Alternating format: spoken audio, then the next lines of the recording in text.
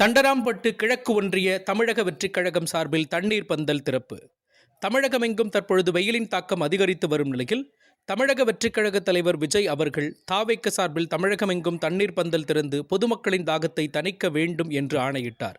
அவரின் ஆணைக்கிணங்க தமிழக வெற்றிக் கழகத்தின் மாநில பொதுச் செயலாளர் புஸ்ஸி ஆனந்த் அவர்களின் அறிவுறுத்தலின்படி தண்ணீர் பந்தல்கள் திறக்கப்பட்டு வருகின்றன.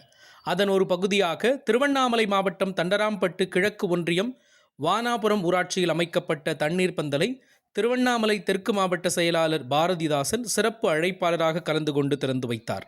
பின்னர் பொதுமக்களுக்கு மோர் மற்றும் தர்பூசணி உள்ளிட்ட நீர்ச்சத்து பொருட்களை வழங்கினார்.